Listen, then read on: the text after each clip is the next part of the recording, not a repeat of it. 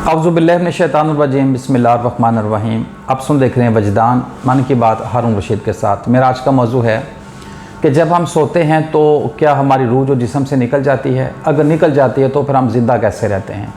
तो इंशाल्लाह इस पर मैं मुसर बात करता हूँ। तो इसको समझने के लिए सबसे पहले आप समझें अल्लाह ताला की एक सिफ़त है अल हई। अल्लाह ताला की इस सिफ़त से ये पूरा जहान ज़िंदा है। सारी मखलूक़ात अल्लाह ताला की इस सिफ़त अल हई से ज़िंदा है। हर चीज़ अपने आप में हई है, हयात है, हर चीज़ में हयात मौजूद है। लेकिन जो अल हई है यानी कि पूरे जहान की जो हयात है वो अल्लाह की हयात है, यानी कि अल्लाह की हयात से ये सारी मखलूक़ात ज़िंदा है।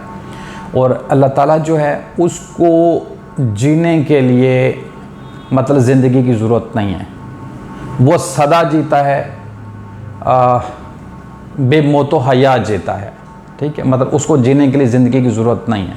ठीक है, ये अल्लाह ताला की बुनियादी पहली और सबसे बड़ी सिफ़त है अल हई, मतलब हयात। अगर हयात मौजूद ना हो यानी कि अल हई हयात मौजूद ना हो तो फिर ज़ात मौजूद नहीं होती। ये खुसूसी जो अहमियत हासिल है वो अल्लाह ताला की इस सिफ़त को हासिल है। इसके अलावा किसी भी सिफ़त को ये अहमियत हासिल नहीं है कि उसके ना होने से ज़ात मौजूद ना होती हो। अगर सिफ़त हयात ना हो तो ज़ात मौजूद नहीं होती। ज़ात और सिफ़त हयात लाज़म और मलज़ूम है, यानी कि इनमें कह लें कि ये बहुत ही खफीफ और बारीक सा एक फ़र्क है जो कि बराए नाम है, जिसको आप हकीकी नहीं कह सकते, एतबारी कह लें, एतबारी फ़र्क है। तो अब अगर अल्लाह ताला की जो हर सिफ़त है वो किसी न किसी चीज़ में ज़ाहिर होती है, यानी कि कोई ना कोई चीज़ अल्लाह ताला की सिफ़त हयात का मज़हर बनती है, मतलब अल्लाह ताला की सिफ़त किसी न किसी चीज़ में ज़ुहूर करती है। तो अल्लाह ताला की ये जो सिफ़त हयात है अल हई है, यानी कि जो हयात ज़ाहिर होती है तो किसके साथ ज़ाहिर होती है, इसका मज़हर क्या बनता है, इसका मज़हर रूह बनता है। ये ज़ाहिर रूह के साथ ही होती है। ठीक है, तो हयात की असल भी रूह है, इसकी हकीकत भी रूह है, इसका मज़हर भी रूह है, यानी कि इसकी असल भी रूह है, हयात की असल भी रूह, इसका मज़हर भी रूह, मतलब लाज़िम व मलज़ूम है। अच्छा, अगर सिफ़त हयात ना हो तो फिर ज़ात मौजूद नहीं होती, ये बात ज़हन में रखिएगा। ये ख़ास खुसूसी जो अहमियत है इसी को असल है, इस सिफ़त को और किसी को नहीं है। ठीक है, अब रही बात कि जब हम सोते हैं तो क्या हमारी रूह निकलती है या नहीं निकलती है। अगर निकलती है तो फिर हम ज़िंदा कैसे हैं। तो इसको जानने और समझने के लिए अल्लाह ताला की सिफ़त के अंदर गौर करें तो आपको खुद ब खुद बात समझ आ जाएगी। जब हम सोते हैं तो हमारी रूह हमारे जिस्म से निकलती है, इसमें कोई शक नहीं है, निकलती है। रूह आलम अमर में से है, आलम बाला की चीज़ है, तो इसका मुकाम जो है वो आलम बाला है। ठीक है, आलम अमर है। अब रूह निकल गई, जब हम सोते हैं रूह निकल गई तो जिस्म तो ज़िंदा है, मतलब हयात मौजूद है, फंक्शनल नहीं है। जितने भी जिस्म के अंदर मज़हर हैं अल्लाह ताला की सिफ़ात के, मतलब अल्लाह ताला की एक सिफ़त है सुनने वाली ना, तो सुनते अब कान से हैं, तो जो सुनने की सिफ़त है वो यहाँ ज़ाहिर होती है ना कानों में, तो कानों को मज़हर कहते हैं। इसमें सिर्फ समी जो है वो ज़ाहिर होती है। यहाँ से देखते हैं तो ये मज़हर है देखने का ना, ये बोलने का मज़हर है, जिस्म कुदरत का मज़हर है, दिल इल्म का मज़हर है, नफ्स इरादे का मज़हर है। इसी तरह अल्लाह ताला की सारी सिफ़तों को कोई ना कोई चीज़ मज़हर है, कोई ना कोई मखलूक मज़हर है जिसमें वो ज़ाहिर होती है। तो अब इस बात को अगर आप गौर करें कि अल्लाह ताला की एक एक सिफ़त का मज़हर ढूंढें कि भाई किस में अल्लाह ताला की, किस मखलूक में, ये किस चीज़ में, ये किस जो है बॉडी पार्ट के अंदर अल्लाह ताला की कौन सी सिफ़त ज़ुहूर कर रही है, कौन सी काम कर रही है, तो आपको बड़ी आसानी होगी इसको समझने की ना।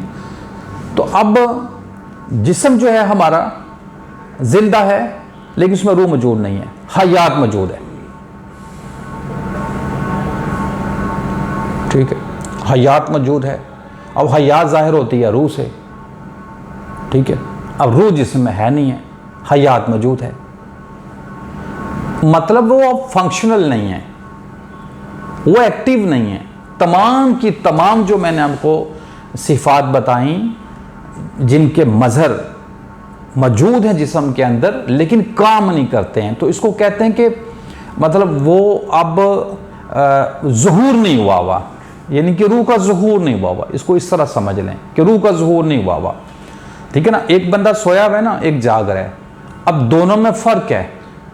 जो जाग रहा है उसमें ज़ुहूर हुआ हुआ है, तो रूह जिस्म को लेकर फिर रही है, तो जितनी भी सिफा रूह के अंदर है वो सारी उस जिस्म के अंदर काम कर रही हैं, लेकिन उसके अंदर ज़ुहूर नहीं हुआ हुआ, ठीक है। लिहाजा वो हयात मौजूद है लेकिन रूह मौजूद नहीं है, हयात मौजूद है।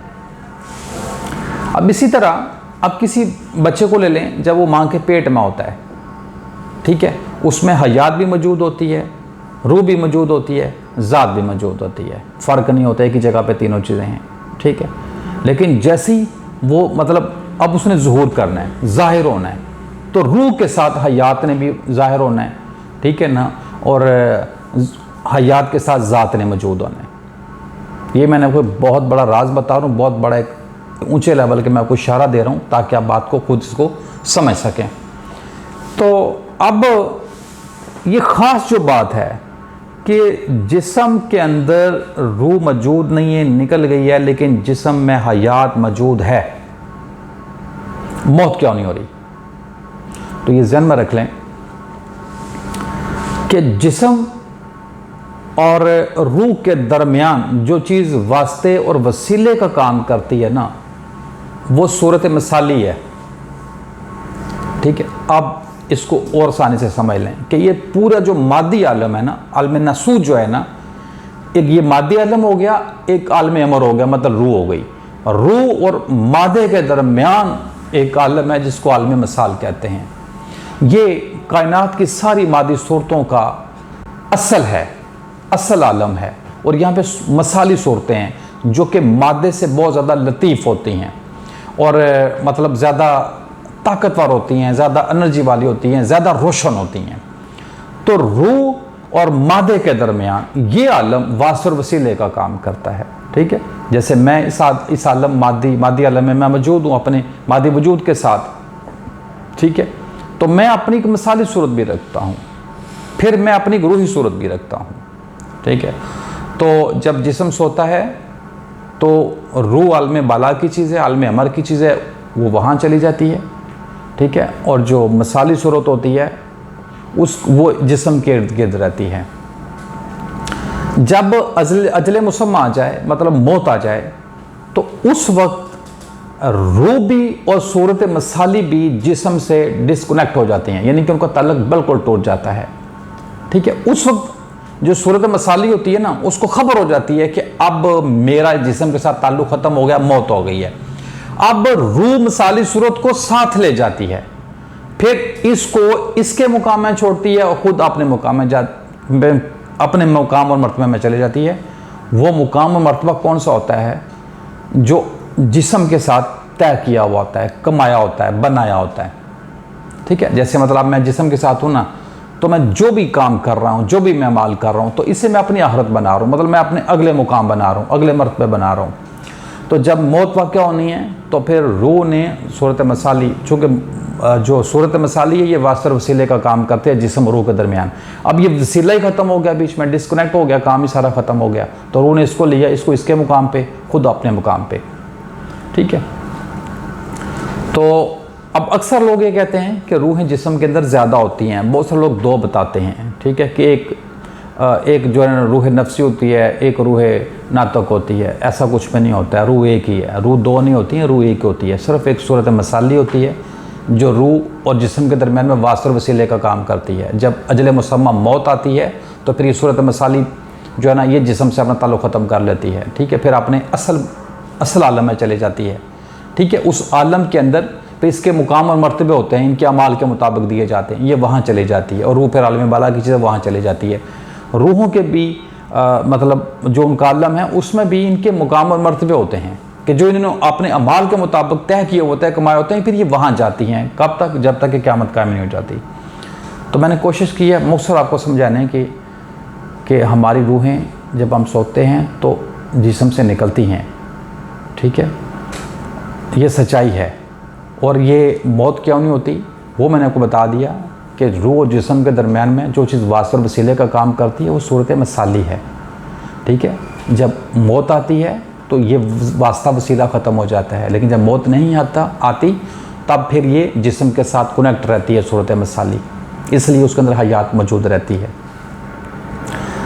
तो और जब मौत आ जाती है तो फिर ये जिस्म के साथ कनेक्ट नहीं रहती, ठीक है, डिसकनेक्ट हो जाती है, फिर मौत आ जाती है।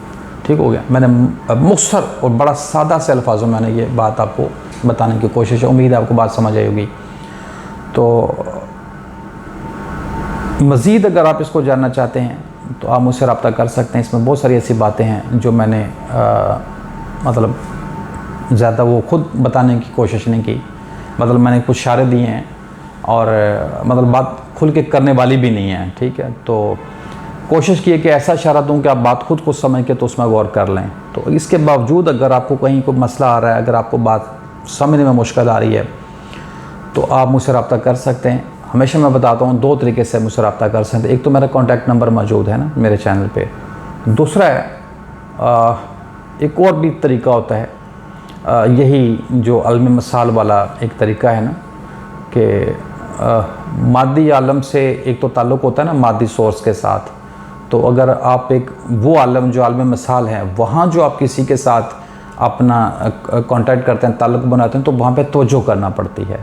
ठीक है, मतलब कंसंट्रेशन, इत्तकाज़ तवज्जो, उसकी मुराक़बे वगैरह करके, प्रैक्टिस वगैरह करके तो आप वो लेवल हासिल कर लेते हैं कि फिर आप तवज्जो करते हैं, जिधर भी आप तवज्जो करते हैं ना तो फिर आप उससे राब्ते में आ जाते हैं, जिसकी तरफ भी आप तवज्जो करते हैं। तो अब तमाम देखने सुनने वालों का बहुत शुक्रिया। अगर आपको वीडियो अच्छी लगे चैनल को सब्सक्राइब कर लें, वीडियो को लाइक और शेयर कर लें। मेरा मकसद ये है कि लोगों को हकीकत की आगाही हो। अस्सलाम वालेकुम रहमतुल्लाहि व बरकातुहू।